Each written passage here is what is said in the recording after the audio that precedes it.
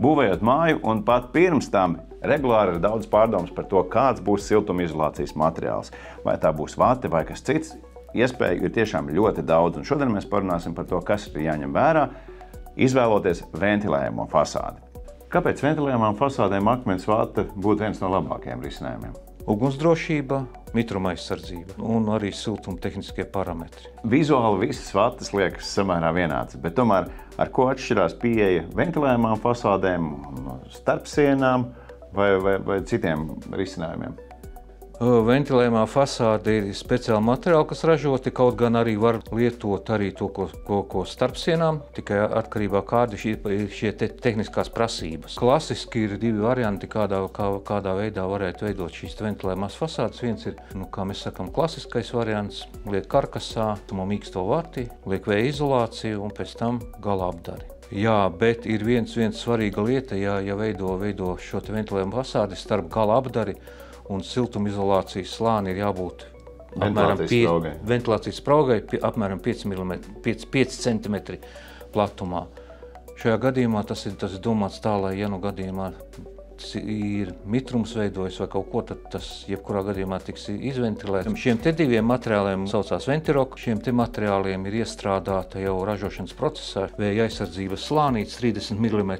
Tā ir tā ārējā daļa šeit mums, tā kā blīvāka. Ārējā daļa blīvāka, un tā arī, ja liekot pie sienas, tad jābūt arī šo cieto slānīti uz ārpusi. Līdz ar to mēs ietaupām it kā uz to, ka mums nevajag to pašiem likt to ārējo kārtu, pašiem nevajag noslēgt, nevajag likt karkasā. Tieši tā, šī gadījumā, ja lieto Ventirok materiāls, tad nav vajadzība karkasu piestiprināt dībeļiem vai profilu. Tāpat vienkārši ņemt klāt? Piestiprināt, jā, tieši tā, piestiprināt dībeli, izmantojot vertikālos profilus vai arī elementus, pie kā stiprināt, gala apdari un viss. Jā, tīri praktiski šīs sanāk ventilējumām fasādēm. Jā. Savukārt tas materiāls, cik es saprotu, tas ir domāts starpsienām? Jā, vai tas ir atkarībā no tā, kur materiāls tiek pielietots un izējot no tā arī šīs siltumtehniskās prasības ir dažādas. Jā, mēs nonākam pie tā, ka mums visas 4 vatas izskatās ļoti vizuāli līdzīgas, vismaz man. Ja es būtu aptiekā, es vienkārši paprasītu vati un viss, bet tomēr izrādās aptiekārs saka, ka katra vata ir ļoti atšķirīgiem gadījumiem.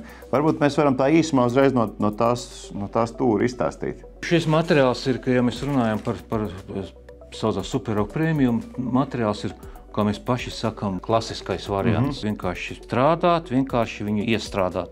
Ir sagatavo karkasu, ieliek karkasā, uzliek vai nu vēja aizsardzības plēvi vai blīvāku materiālu, arī kas speciāli materiāls, kas ir tā kā vēja aizsardzības materiāls. Bet tā ir siltumizolācija? Tā ir siltumizolācija. Labi, un tad kas tā baltā mums sanāk? To varētu starpsienām kā skaņas izolācija. Bet labāks materiāls būtu ventilējuma fasādei šis te Superok Premium. Parasti jau visi interesējās arī par to, kāda būs ilgmūžība, garantijas, certifikāti un vispārējais. Kā jums ir garantijām un ilgmūžība? Kā materiāls ir akmens un akmens ir akmens. Eksperimenta pēc bija atvērtas mājas, kas bija kādi 50 gadi atpakaļ siltinātas, un tā siena bija, vai tā bija ventilējumā fasāde vai starpsiena. Varēja redzēt, ka viņai nekas nebija noticis, ka viņa tāda, kāda viņa bija iestrādāta, tā arī viņa bija tajā sienā vai ārsienā. Būvniecībā ir savas sezonas, kad var iet būvlaukumā, piemēram, jumta materiālus likt, vai kad mēs varam iekšdarbus veikt vai krāsot. Kā ar šo materiālu vai ar akmens vati ir jādomā par sezonalitāti? Jā un nē, ir sezonalitāte. Ja mēs runājam par fasādi, kur ir ar apmetumu, ar dekoratīvu apmetumu, tad jā, protams, tur ir nedrīkst būt temperatūra, nedrīkst būt zemāka, sākot no +5 un uz augšu var strādāt. Un arī vasaras laikā, ja ir pārāk karsts, arī nebūtu ieteicams strādāt. Tāda ventilējuma fasāde principā var cauru gadu. Faktiski mēs nonākam pie tā, ka nevar vienkārši tā teikt, es tagad gribu vati un visu, un man lūdzu šo vati, jo šī ir dārgāka, bet tomēr katrai vietai ir jāzina, kas mums būs gala rezultātā nepieciešams.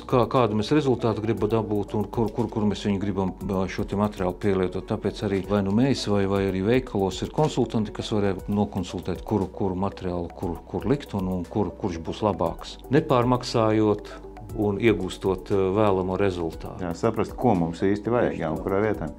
Jo šim materiālam tās iespējas pieliet, kā es jau teicu, arī šo var likt starpsienās. Viņš ir pat ļoti labs materiāls, var likt slīpajos jumtos, var ventilējumā fasādēm likt.